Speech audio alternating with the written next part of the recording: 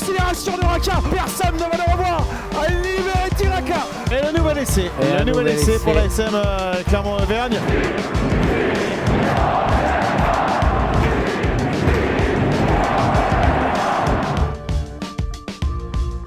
Bienvenue dans l'épisode 27 du podcast Ici Montferrand, le podcast qui s'intéresse à l'actualité de l'ASM avec 3 experts autour de la table aujourd'hui, Christophe Buron, Valérie Lefort et Jeff Nunez. Messieurs, bonjour. Bonjour. Allez, bonjour. Le débat du jour, l'ASM est-elle suffisamment armée pour la fin de saison ? Nous ferons également un focus sur le match d'hier entre l'ASM et le Racing, un match sans vainqueur. Il y aura aussi vos tops et vos flops et nous terminerons avec le quiz. Mais on commence avec les 3 infos. La première info, elle concerne l'attaque de l'ASM. En inscrivant un essai de plus que le Racing 92, les jaunes et bleus ont rejoint le club de Jackie Lorenzetti au classement des équipes les plus productives du top 14. La SM et le Racing ont inscrit à ce jour 75 essais chacun. Alors Christophe, tu peux me contredire, objection, j'ai votre mal honneur. calculé. Ah alors. oui, j'ai refait les comptes et non, la SM est à 74. Il y avait 2 essais d'écart avant le coup d'envoi et il y a eu hier 4-3, donc un d'écart. Moi j'étais l'ASM à 71 et le Racing à 72 avant le match. Je crois que c'est 72 et 70. Bon, et alors vu ça sur les stats de la Ligue. On vérifiera on s'en remettra. Hein. Et on tweetera. Oui, voilà. En tout cas, ce sont deux attaques productives. Tout à fait. Productives, ça c'est clair. La deuxième info, elle concerne Franck Azema qui fêtait hier ses 48 ans. Là, j'ai bon. Oui, c'est Ouais, bon.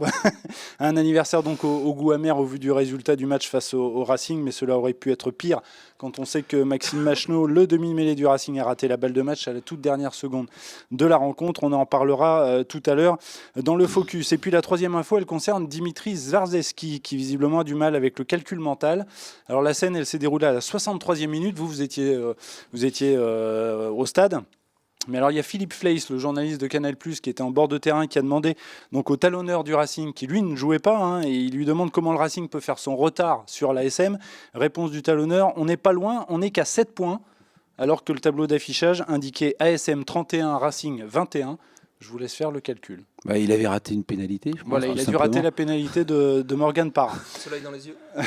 L'épisode 27 du podcast Ici Montferrand se poursuit. Je vous propose donc tout de suite un focus sur le match d'hier, comptant pour la 21e journée du top 14. Un match qui a vu donc l'ASM et le Racing faire match nul 31 partout. La Montagne, titré ce matin, Clermont s'en sort bien. C'est un bon résumé. Oui, parce que tu parlais tout à l'heure de Franck Azema qui l'avait un peu amer. Il l'avait amer par rapport avant le match, bien sûr que c'était pas le résultat qu'il espérait, mais à la fin du match, il n'était pas amer, il était plutôt soulagé et satisfait d'avoir empoché 2 points plutôt qu'une défaite. Donc voilà. Alors justement, le Racing donc, est la deuxième équipe à décrocher un match nul sur la pelouse du Michelin. Il y avait le Stade Toulousain. Alors tu parles de Franck Azema, Christophe.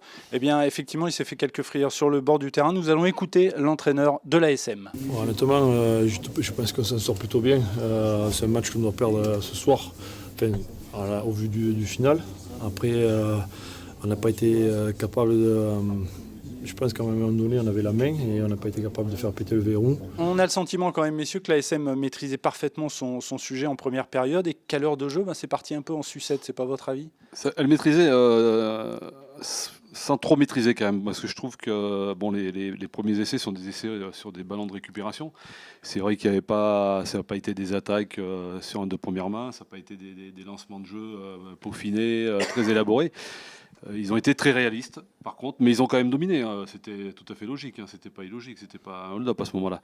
Et c'est vrai que la mi-temps a un peu bouleversé les choses. Et comme l'a dit Parra, ils sont un peu sortis du cadre habituel. Par contre, moi, j'étais assez favorablement impressionné par la première mi-temps de Clermont. Franchement, je trouve qu'ils y étaient. Et puis physiquement, ils leur ont fait mal à l'impact. Je trouve ça a tapé fort dans ce match.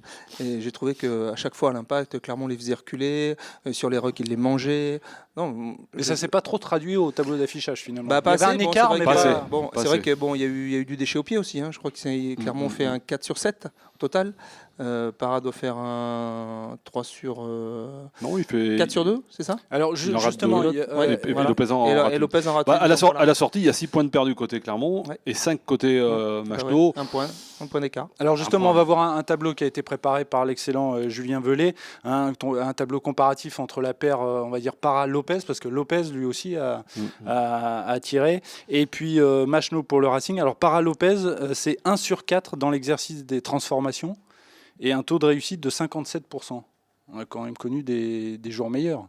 Global sur le match. Hein. Oui, alors sur que les deux réunis. Oui, d'accord. les deux réunis, par Lopez. Oui, oui, Alors que c'est ça. Machno, Alors que Machno, lui, il tourne à un peu plus de 60. 70%, si Voilà, je dis pas de oui. bêtises. Non, oui, c'est faible, effectivement. Oui, Il rate on- 3 transformations. Oui, on tout n'a simplement. pas. Après l'attaque de la première mi-temps, il n'y a pas grand-chose à dire. Il marque 4 essais. Franchement, bon. Oui. Oui, après, là où je rejoins Christophe, c'est que, alors certes, l'ASM, elle maîtrisait au score, mais peut-être un peu moins dans le jeu, parce qu'en effet, on n'a pas vu une équipe une équipe de l'ASM réussir à mettre en place le rugby qu'elle pratique, multiplication des temps de jeu, gain du terrain, ça on l'a vu, mais pour un gain qui n'a pas été productif, alors que tous les essais ont été marqués sur des ballons de récup, le moment où les défenses adverses sont les plus friables, et c'est là-dessus que l'ASM a été très forte, très réaliste, très pragmatique, très opportuniste pour bonifier les ballons de récupération. Après, dans la mise en place de son jeu propre, dans la construction de son rugby, elle a été contrée. Alors, on l'a dit tout à l'heure, Maxime Machno a été un peu le héros malheureux de ce match. Je vous propose de l'écouter à l'issue de la rencontre. Alors, il évoque bien évidemment son coup de pied raté à la toute fin du match. Ouais, c'est difficile. Après, c'est le lot d'un sportif de haut niveau. Il y a des responsabilités que je connais. J'ai accepté de les prendre et je sais, voilà, je prends mes responsabilités. C'est dur à accepter, mais c'est comme ça. Moi, je le vois comme une défaite par rapport au fait que je suis déçu pour mes coéquipiers on aurait pu avoir la victoire aujourd'hui. Malheureusement, c'est un match nul. Après, c'est 2 points qui vont compter aussi. Donc, moi, c'est plus la déception qui l'emporte sur le reste. Alors, messieurs, ce qui est d'autant plus rageant pour le demi de mêlée du Racing, c'est que le coup de pied, finalement, il était plutôt dans ses cordes. Non On peut déjà souligner le courage qu'il a eu de venir s'exprimer dans la presse, parce quelqu'un C'est vrai. un joueur qui rate la pénalité de la il gagne reste comme dans les ça. vestiaires. Oui, il y en a beaucoup. Ouais. La douche est froide et ils attendent longtemps que le savon arrive, donc on les voit pas. Là, c'était quand même, fallait souligner. Alors évidemment, oui, c'est un coup de pied qui coûte 2 points au Racing, hein, clairement. C'est le lot des buteurs. Je pense pas que le staff lui en veuille, ni même les joueurs. Par contre, ce que je trouve insupportable, et c'est pas parce que c'est le Racing ou l'ASM, ce sera un autre match, c'est pareil, c'est qu'aujourd'hui, c'est la règle notamment sur les piliers blessés. On a bien vu qu'à la fin, les 2 piliers du Racing ne sont pas du tout blessés. D'ailleurs, Gomez-Ça fait la tête quand il sort et Travers décide de faire revenir son cube à droite. Là. Voilà. Et voilà, aujourd'hui, tout le monde joue, bafoue les règles, on fait ce qu'on veut. Puis plus largement, je trouve que c'est assez insupportable sur les 20 dernières minutes, ces changements permanents, ces turnovers, avec trop de changements. Trop de changements tue les changements, quoi, à force. Voilà. Alors, on va faire un petit point au classement général du top 14. Le Stade Toulousain est toujours leader, malgré sa défaite à Marseille face à Toulon. L'ASM est deuxième avec 71 points à 5 points du leader. Lyon est troisième avec 60 points. On trouve ensuite le Racing, Castres et Bordeaux, mais ça va être jusqu'au bout. On a l'impression la lutte pour rentrer dans les 6. Moi, je pense que la dynamique elle est du côté de Castres et voire même du Racing, faut être clair. Et en plus, ils ont des arguments et des effectifs pour vraiment viser la qualification. Donc, il ne resterait plus qu'une place. Bordeaux va devoir s'y accrocher parce qu'ils ont gagné péniblement contre l'USAP, donc ce qui n'est quand même pas un signe de grande santé non plus. Ils vont à Montpellier.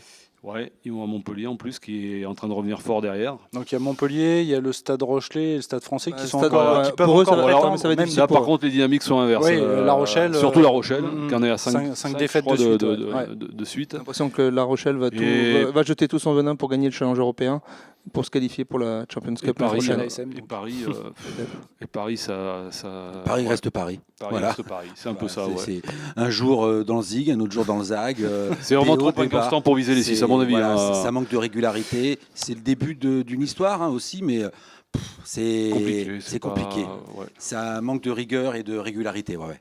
Allez, ici Montferrand, épisode 27, c'est maintenant l'heure du débat. Et la question suivante, donc, l'ASM est-elle suffisamment armée pour la fin de saison? Messieurs, qu'en pensez-vous? Oui ou non? Déjà, on a vu hier un peu l'apport des 2 bancs, qui a d'ailleurs été souligné par Franck Azema. Il ne s'est pas caché que le banc du Racing avait apporté un véritable plus. Donc en filigrane, ça voulait dire que le sien n'est pas répondu de la même façon. Ouais, mais c'est circonstanciel. Alors c'est vrai qu'il y avait des joueurs en vacances, Des blessés, quelques blessés qui pourront peut-être revenir assez rapidement, c'est à voir. Mais pour moi, il y a quand même 2 points sensibles, 2 postes où l'ASM doit brûler des cierges et mettre les mecs dans les meilleures conditions. C'est le poste de pilier gauche et de demi-ouverture. Où là, ça manque vraiment de doublure. Il ne faut pas casser. On l'a vu hier. Hier, c'est un résumé. Falgou fait 80 minutes. Donc, ça veut bien dire que le staff, Bernard Goutin en tête, parce qu'il s'occupe de la mêlée, enfin avec Didier Besse et des avants. Ça veut dire qu'ils ne font pas trop confiance à Kakabedze. Et en demi d'ouverture, la sortie à la mi-temps a déréglé encore plus le cadre du jeu de l'ASM. Avec Camille Lopez, avec Danaï Williams aux côtes, ouais, ça n'a pas l'air trop grave, non? Non, il n'y a pas trop d'inquiétude, mais il Non, passera mais l'examen demain. On sait que Nana Williams, c'est un très beau joueur, il n'y a rien à dire, mais c'est pas un ouvreur. Voilà, C'est un arrière. C'est un arrière, voilà, c'est... Éventuellement un 12, mais bon, Mais à l'arrière, il est bien. On peut Ouais, pas c'est lui un donner 15, les pas un 10, donc. Voilà, on peut pas lui donner les clés du camion. Non. Mais le problème, c'est que si on le fait pas jouer lui, on met qui? Alors, il y en a qui militeraient pour... Fernandez, lui, il s'est Fernandez, foutu il pour s'est la fait fin de opérer, saison, jusqu'à la fin de il la s'est fait saison. opérer pour arriver à Lyon dans les meilleures dispositions et être prêt. Avec l'accord de l'ASM, du staff, qui a estimé qu'il ne franchirait pas les 60-65% de son potentiel tant qu'il ne serait pas opéré, ce qui apparemment était le verdict de la faculté à Lyon. Solution, il n'y en a pas 50. Après, c'est soit Ledlow qui le fait de temps en temps avec l'équipe d'Écosse, voire Morgan Parra qui l'a fait hier soir, hier après-midi contre le Racing, et qui peut aussi dépanner en 10. Mais effectivement, Et contrairement à ce que pense un certain certain Charles Vigé, moi je miserais plus une pièce sur Ledlow que Morgan Parra qui, pour moi, Morgan Parra, sa a dernière plus de mal. sortie en 10, c'était il y a quand même des années. Oui, Des ça fait années un de ça. bail, Ouais. Puis Ledlow il joue plus souvent en 10 quand même, notamment en sélection. Ledlow joue plus souvent en 10. Et puis, Mais ça peut être une solution. Moi, franchement, j'irai pas à le Toulouse. choix. De ce que je sais, Parra sera pas à Toulouse parce qu'il va être mis en vacances. Moi, je tenterai le cassant Ledlow. Après tout, qu'est-ce qu'on risque à Toulouse? De toute façon, on risque quoi? De ramener 0 points.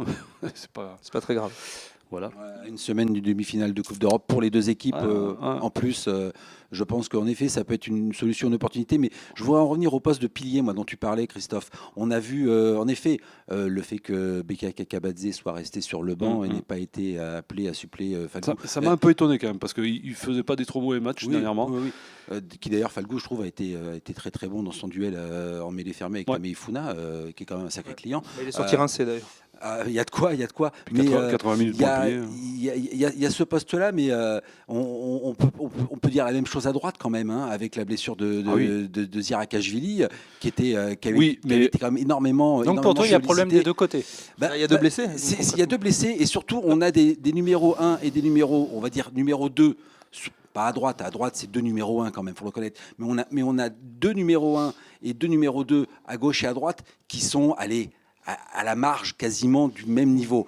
Mais tout de suite, dès qu'on passe au numéro 3 du poste, ça peut être Simutoga Falatea d'un côté, ça peut être Beka Kakabadze de l'autre. Là, on perd tout de suite quand même en termes de qualité et de niveau. On descend clairement d'un cran. Je suis d'accord avec toi sur sur le problème du poste du pilier droit. Si je ne l'ai pas cité, c'est parce que Dato, Zirakashvili, d'ici 2 à 3 semaines, il va revenir. Alors que Huila vient de se faire opérer d'une hernie cervicale. Là, on sait que moi, je parlais sur le moyen terme de la fin de saison, quoi. Après, on a vu Franck Azema tenter des coups aussi à un moment avec Slimani à gauche. Voilà, en faisant jouer Zirakashvili avec Slimani sur le banc. Ça peut être une plus solution. un autre droitier pour faire rentrer Slimani du côté gauche et jouer donc avec 3 pour 2 postes. Je suis assez d'accord avec toi que il y a 2 numéros 1 à droite. Mais je miserais, s'il est rétabli à 100%, sur Zirakashvili, titulaire pour les phases finales. Sur la saison qu'il fait, les matchs qui compteront, les matchs couperés, et comme les matchs tu dis, éliminatoires. l'option Slimani sur le banc peut être intéressante pour couvrir à gauche. Alors, on a parlé du poste d'ouvreur, on a parlé du poste de pilier. Valérie, tu voulais ajouter quelque chose sur les piliers? Non, vas-y. Est-ce qu'il y aura un manque aussi au niveau des 3/4 centres? Des 3/4 centres, non. Il y a Mola qui va revenir. Lamora est pas très loin non plus. C'est lié à des blessures. Là, c'est lié à des blessures pas trop graves, donc des joueurs qui vont revenir.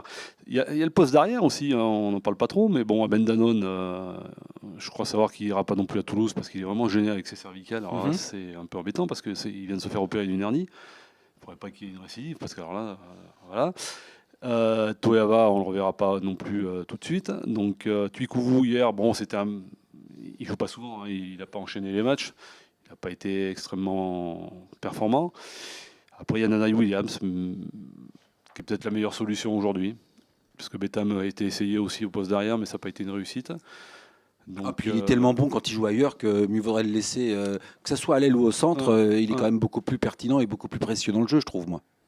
C'est vrai. Tout ça, c'est la faute à pas de chance parce qu'on a dit il y a pas mal de blessés. On sait que dans Et les joueurs l'infirmerie mis de au la repos. SM, elle est plutôt bien remplie. Zirakashvili, Abendanon, Kankorié, Fernandez, Moala, Ezeala, Toeava, Youila, Lamera, Kolejishvili. Donc ça, Oui, mais tu es obligé, de faire le distinguo entre ceux qu'on ne verra plus, Oui. voilà, et Oui, ceux c'est qui vrai. sont blessés Comme, pour encore Fernandez, 15 jours, par 3 semaines, un exemple, mois. ou- Voilà, c'est Mhm. pas la même chose. Hier, si tu prends les joueurs qui jouaient derrière, pour les phases finales, a priori, et sans faire injure à ceux qui étaient sur le terrain, tu as 2 titulaires. Voilà, Taraka et Fofana s'il est en pleine possession de ses moyens. Mhm. Les autres, on sait que ça va tourner, que ça ne sera pas eux. Oui, après, on sait que Sauf Fofana, blessure, c'est toujours évidemment. un peu. Poste derrière. non. Enfin, ça sera En talent ça pur, sera pas celui qu'il y avait hier, mais, voilà. en talent pur à Oui. l'arrière, on Ouais. est tous d'accord, on est tous fans de Toeava. Sauf que malheureusement, comme tu disais Christophe, son retour... Peut-être au mois de mai. Peut-être au mois de mai. sur Après, les- le temps de recouvrer le rythme de la compétition. Bon, Ça sera 3-4 mais, semaines avant la fin, avant la finale, mais, éventuelle voilà. du top 14, c'est un peu juste, mais bon. On sait jamais, on sait jamais. Mais est-ce que c'est juste la faute aux blessures ou est-ce que le staff a peut-être pris de mauvaises décisions à l'intersaison sur certains postes? Ouais, ça, c'est facile à dire Non, aujourd'hui. enfin, Oui, non, non, mais bien sûr. je pense pas, moi. Non, moi non plus. Pas non pas plus. là-dessus. Bon, voilà, Mais il y a eu des- est-ce qu'on se posait pas la question quand même Là, il y a- déjà sur le. Enfin, moi, je me souviens en poste- début de saison sur le poste de demi d'ouverture. Alors le poste d'ouvreur, je voudrais quand Là, même là, dire- on est poste d'accord d'ouvreur, là-dessus. je voudrais dire quelque chose quand même, c'est que je pense que le staff comptait en début de saison encore sur une possible éclosion d'un Dorian Lavergne qui Qui plafonne. qui avait fait Mhm. quelques matchs la saison dernière et qui ont visiblement du mal à passer le cut. Donc Ouais. ça prive d'une option. Et qui est plus titulaire en espoir ou c'est le jeune Palmier qui a pris la place C'est Marc Palmier qui est titulaire en espoir et qui est pas bien- mal. Qui est pas mal. Et lequel a intégré d'ailleurs les entraînements en pro là, depuis 2-3 semaines. Donc bon, est-ce qu'on le verra avant la fin de saison? Ça, il n'y a rien de sûr, mais sauf catastrophe. La catastrophe serait une blessure grave de Lopez, oui, ça c'est sûr. Parce qu'après, il n'y a plus grand-chose en magasin, ni On en d'option. revient, l'aide de l'eau. Il n'y aura pas le choix. En termes de recherche de joker, est-ce qu'il y a C'est des fini. dates limites? Est-ce Ouais, qu'il y a 30 des mars. critères? 30 C'était mars. Le 30 mars, Ouais. le dernier délai. Voilà. Dernier prendre délai un- pour déclarer un. Ouais, tout à fait. Donc ouais. on ne peut Donc, plus embaucher personne. non. Non, tu joueras Faut pas. faire avec Tu ce qu'il y a joueras en pas magasin. Là, tu es obligé de finir avec ce que tu as, ça c'est clair. Ok, vous écoutez ici Montferrand, le podcast qui s'intéresse à l'actualité de la SM Clermont. Dans quelques minutes, le quiz pour terminer cette émission. Mais tout de suite, c'est l'heure des tops et des flops. Christophe, ton top pour commencer. Et même mon top, c'est une équipe qui a souvent été dans la catégorie des flops. Des flops, ouais. C'est Montpellier. Montpellier qui est en train d'effectuer une remontada intéressante. Il y a 4 journées, ils étaient à 13 points de la 6e place. Ils n'ont plus qu'à 5 points. Ils en sont à 4 victoires d'affilée, dont 2 à l'extérieur, à Toulon et à Pau. Et il semblerait qu'il y ait une dynamique qui soit créée, une sorte d'union sacrée là, dans cette équipe, qu'on a souvent décriée comme de mercenaires.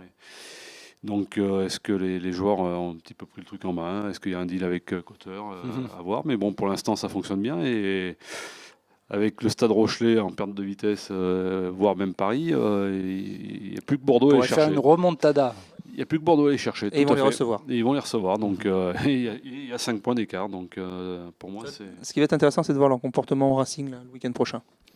Gros match en perspective. Ouais, Euh, tout c'est à fait. dimanche, je crois d'ailleurs, à midi 30, il me semble, si je dis pas de bêtises. Valérie, ton top, c'est le RC Toulon? Non. Ça aurait pu. Bon, tant pis, Ouais. j'ai tenté. C'était un pétard mouillé là. Et, non, je dirais Lyon. Non pas pour le résultat extraordinaire qu'ils ont fait, mais ils sont allés gagner à Pau quand même. Oui. Voilà, c'est fait. Et non, aujourd'hui, c'est la constance que le Loup met à rester et à s'installer tout doucement, à s'incruster dans le haut niveau parmi les 3-4 premiers, tranquillement. Pierre Mignoni fait du bon travail. Et puis petit à petit, le club est en train de... Aujourd'hui, voilà, pour la 2e année consécutive, ils vont être dans les 6. Et puis je crois que maintenant, pour les années à venir, il va falloir compter vraiment avec, quoi. Donc c'est intéressant. Ton top, Jeff? Alors ça aurait pu être, j'ai bien ça aurait pu être, la victoire du maintien pour le Stade Aurillacois en Pro D2 dans le derby contre Face à Brive. bim, voilà. Voilà. Un petit bonjour à nos Mais amis non, corréziens. je vais. Et Contalien. Ouais, je vais. Non, ça. C'est l'équipe de France A7, voilà, tout simplement, pour son tournoi à Hong Kong. Qualifié pour la finale. Qualifié pour la finale. malheureusement. Bon, après, les Fidji, c'est quand même Ouais. la meilleure équipe avec l'Afrique du Grand Sud spécialiste. de rugby à 7. Ouais. Donc, mais non, le parcours avec un joueur élu meilleur joueur français élu meilleur joueur du tournoi, qui joue en Fédéral 1 à Rouen, Gabin Villiers, voilà, qui est un super ailier. Qui a mis un très bel essai contre les Blacks. qui met un très très bel essai contre les Blacks, qui remet le couvert face aux Samoans, 1m80, 95 kg, une petite boule de muscles, tout en vitesse, un raffut extraordinaire. C'est un mec, c'est dommage que des clubs de Pro D2, voire peut-être pourquoi pas au-dessus, s'intéresse à ce garçon qui, depuis maintenant 3 ans à Rouen, Fédéral 1, fait de très très très bons matchs. Il faut quand même rappeler malgré tout que c'est quand même un autre sport. Voilà, oui, je le sais, je l'ai vu venir, mais bon. Le hockey sur glace et le hockey sur gazon, c'est pas la même chose. Le rugby à 7 et le rugby à 15 non Pas plus. franchement. Christophe, ton flop. Et bien mon flop, c'est Julian Savea. À travers lui aussi, ce qu'il représente, et c'est la tête de gondole pour moi d'une catégorie de joueurs qui fait qu'aujourd'hui, l'équipe de France est 10e nation au monde. Hein. C'est tous ces présidents qui ont fait venir des stars, et c'était des stars. Et puis là, c'en est une qui n'est pas trop vieillissante, il a que 28 ans. Bon, la presse sud-africaine annonce aujourd'hui, je crois, qu'il va rompre son contrat dès le mois de juin pour rejoindre une province sud-africaine. Et pour moi, c'est le symbole de tout ce qui fait que le top 14 a ruiné l'équipe de France. Hein. On fait venir des joueurs. Alors, plus gros pédigré que lui, 54 sélections, 46 essais avec les Blacks, il a 28 ans. Il avait quasiment désintégré la défense tricolore en quart de finale il y a 4 ans en Coupe du Monde à lui tout seul. Il ne s'était pas trompé, Boudjelal. Après, le problème, c'est qu'on fait venir un gars, il est déraciné, c'est un All Black, c'est des Iliens, comment il va s'adapter, comment il perçoit l'entraînement, comment il perçoit le staff qui le dirige par rapport à ce qu'il a vécu, on n'en sait rien, mais c'est pas bien visiblement. Visiblement, c'est le joueur, pas, c'est un joueur qui ne s'est pas du tout intégré. Ouais, et encore, il a signé à Toulon, ça va. Il aurait pu signer à Thionville ou ailleurs. Hein. C'est quand même beaucoup moins agréable. Hein. Qu'est-ce que tu as contre Thionville? Donc pour moi, c'est le symbole de ce qu'il faut éviter maintenant dans ce rugby, enfin dans le top 14, parce que sinon l'équipe de France sera toujours... Ça va aller de mal en pis. À mon avis, oui. Comme dirait l'autre. Valérie, ton flop? Au départ, j'avais pensé à ce pauvre Machno qui avait raté cette pénalité de la gagne pour le Racing. Et ensuite...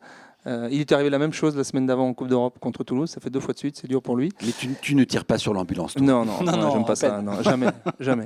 Et là, finalement, Leicester, le club anglais de Leicester, qui est un monument du rugby européen, plusieurs fois champion d'Europe, et là, qui flirte avec la relégation dans la première chip anglaise. Ils ont pris 52 points et 7 essais à la maison là contre Exeter. C'est très compliqué pour eux.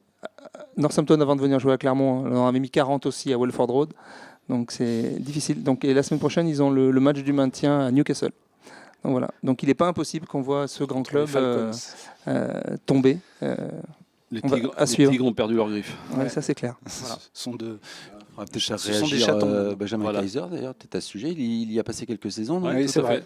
D'ailleurs, il a même joué une finale de Coupe d'Europe avec eux. T'es champion. Jeff, ton flop? Mon flop, c'est la section paloise. Ça se tient. 8e budget de top 14. 7e défaite à domicile ce week-end. Donc il ne tient pas ses promesses. Ah non, ça tient pas du tout. Ça tient pas du tout ses promesses. Hein. C'est pas maison close pour vous. C'est le hameau est devenu une terre d'accueil pour tous les visiteurs quand même. C'est plus un exploit d'aller gagner au hameau. En revanche, ils perdent, ça devient une contre-performance. C'est dommage. Il y a tout pour réussir dans ce département du 64, on va dire, même s'il y a toujours la guéguerre Biarritz-Bayonne, mais Pau a clairement pris les devants. Pau, c'est quand même 25 millions de budget. C'est un de plus que le Racing officiellement. C'est un énorme sponsor qui s'appelle. C'est un énorme sponsor qui s'appelle Total. Total. Un stade magnifique, un beau public. Voilà, et c'est une saison ratée tout simplement. Là aussi, c'est peut-être la fin. C'est peut-être la fin de l'ère Manix aussi, qui est là en poste depuis plusieurs saisons. Alors ils ont fait venir en provenance de Corrèze, hein, même s'il n'entraînait plus Brive. Mais ils avaient fait venir Godignon ces dernières semaines. La mayonnaise n'a toujours pas pris non plus avec lui. Je pense qu'il va y avoir un peu de mouvement du côté du Béarn cet été parce que ça ne peut pas durer pareil. À surveiller. Allez, ce podcast est bientôt terminé. Avant de nous quitter, comme promis, le quiz avec une première question. Messieurs, on va commencer avec Alexandre Audebert. L'ancien 3e ligne de l'ASM a remporté un grand chelem avec le 15 de France. C'était en 2002 sous les ordres d'un certain... Il n'a pas joué, un certain Laporte. Voilà, Bernard Laporte. Il n'a pas joué beaucoup de minutes. Qui avait sélectionné, outre Alexandre Audebert, 3 autres 3e lignes.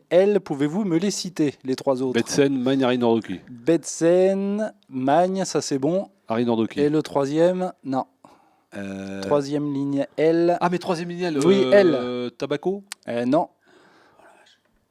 Troisième Un joueur que, alors, si je me Bagne. souviens bien, qui était vraiment pas Martin. bienvenu, voilà, qui était pas Rémi bienvenu Martin. au Michelin. Rémi Martin. Hein Rémi Martin. Et Rémi ouais. Martin, effectivement, c'était le troisième. La deuxième souviens question, elle porte sur Olivier Azam, pas Adam comme c'est écrit sur ma fiche. L'ancien jaunard compte 10 sélections en équipe de France. Son premier match chez les Bleus, c'était en octobre 95 face à la Roumanie. Le dernier, 7 ans plus tard, C'était pas Aurillac. en 2002 face à l'Australie. L'Australie l'avait emporté 29-17. Qui entourait le talonneur de l'ASM au coup d'envoi de cette rencontre? Krenka. Non. Vas-y, répète l'année. Tu parles des piliers alors? En 2002 face à l'Australie. Oui, les talonneur. deux piliers. Ouais. Non, mais les deux piliers titulaires. Qui entourait Olivier Azam De Villiers. au coup d'envoi de cette rencontre? Non plus. Sourgens. Non. Les Il y piliers. a, Califano. non, Non, il y a un non. joueur du Stade Français. Marconnet. Voilà, Sylvain Marconnet, Marconnet. oui. Et de l'autre côté, alors Marconnet. franchement, enfin moi je suis pas un spécialiste comme vous, hein, mais Le club. franchement ça m'avait Cap de échappé. Vielle. Non, c'est un joueur de Narbonne qui a fait toute sa carrière à Sourgens. Narbonne. Non, Non, le frisé là.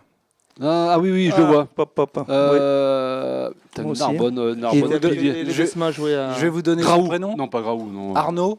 Oui. Martinez. Arnaud Martinez. Voilà. C'est lui. Ah, Frisé. Martinez.